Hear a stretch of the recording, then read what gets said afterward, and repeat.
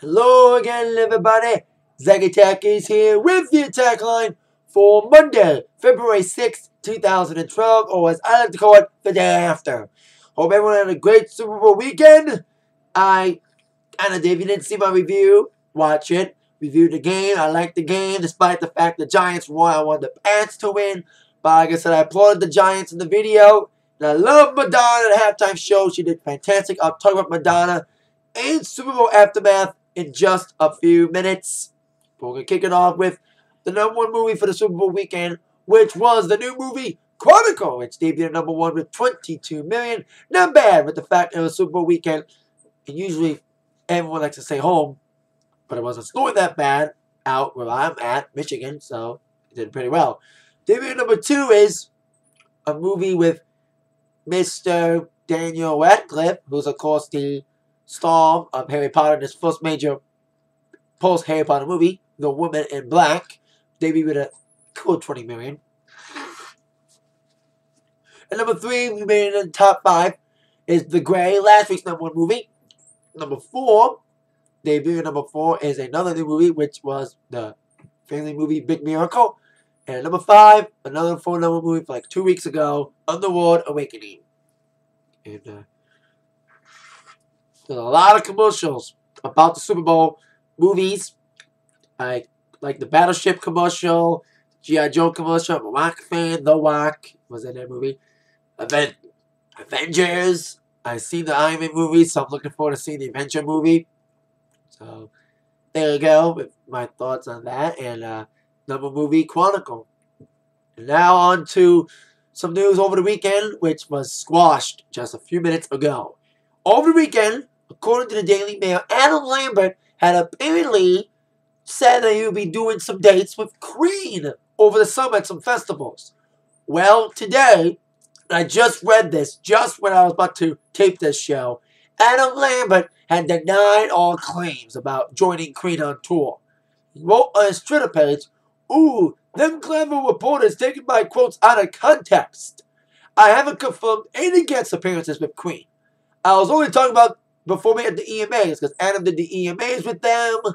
And apparently there was rumors that he agreed to tour with them, but it wasn't true." Adam also said, "That being said, I'm truly flattered by your jump to such glorious conclusions, Mr. Journalist." Like I said, the Star reported on Friday that Lambert will be taking the spot of Freddie Mercury, and they would be touring. It was the best thing that could ever happen. Now, there was a lot of mixed responses, so people who didn't like Adam Lambert being in Queen can breathe a sigh of relief because those rumors of Adam touring with Queen are not true, as he partly said. But I like Adam Lambert ever since AI. You know, he's taking on big shoes, and I think if they were to take him, I think he would be the perfect guy. He's got the voice, he's got the look for it. But I know I'm a big Freddie Mercury guy myself. You know, it's tough, you know, to replace such an iconic guy like Freddie Mercury. So I can tell why people were missive, were kind of like holding out on it when the rumor was first announced on Friday. But now the rumors aren't true that Adam would not be touring with Queen after all. So, but maybe it could go down like he could maybe still do some one-offs, but maybe not a big tour like rumored. But I know there's going to be a Queen tribute tour happening. I think the Queen Experience is the name of it. It is an official tribute show produced by Queen. So that's the only thing I know that Queen's doing this year. So there you go. Adam is not going to be in Queen. Now, on to all Super Bowl coverage. I heard the early Super Bowl ratings have come in, and according to Nielsen reports, Super Bowl 46 had a great number close to last year's number, a 47.8 million, close to the 47.8 for the show. It was 47.9 last year's Super Bowl with the Packers and the Steelers last year. And there was, of course, big talk on all these social networking, Facebook, Twitter. All the Twitter people were very happy about it, twittering all but long. A lot of people enjoyed, like I mentioned, Madonna's halftime show, which I'll talk about. A lot of people, I think it was like one of those TiVo moments besides the game. And the commercials that get the most buzz Well, the Clint Eastwood commercial for Chrysler, which I kind of like, but I say the M&M commercial was a little bit better, but I still like the Clint Eastwood commercial for Chrysler. The dog commercial for Volkswagen is getting a lot of buzz from people, so that's some of the commercials that are most talked about the morning after. I didn't mention this during the web review that apparently during Madonna's halftime show, MIA flipped the bird. I didn't do it intentionally. She flipped the bird, and it was caught on camera. And I think after that, there was a big blow on the screen. They forgot to censor it. NBC and the NFL did apologize for it. They did apologize for MIA flipping the bird to the fans and getting caught and not being censored by it. But besides that, Madonna was squeaky clean. And she did promise no welcome malfunction, and it wasn't any wardrobe malfunction. So, big night last night for Super Bowl. Of course, the Giants got the victory over the Pats and Tom Brady. I don't know what's going to happen with him now. He's lost to the Giants twice. So, what's going to happen next year? And I bet you everyone's saying, isn't September yet? Not. Football's over. You know, every guy in America is looking for the NASCAR. Not a big NASCAR person, but hey. Sad football's done, but hey, it was a great season. Great way to end it with Super Bowl last night. Now, I mentioned Madonna at halftime, who was fantastic. And, well, Super Bowl is the biggest spotlight you can have on a person, especially if you're doing halftime. Well, Madonna weeked in the awards as a single, Give Me All Your Lovin'. It's currently #2 on the iTunes charts. I think it sold like 50,000 downloads. And the album, MDNA, which went on pre-order on Friday, the same day the single was released, is #1 on iTunes for pre-orders. I think it's got like 100,000 pre-orders.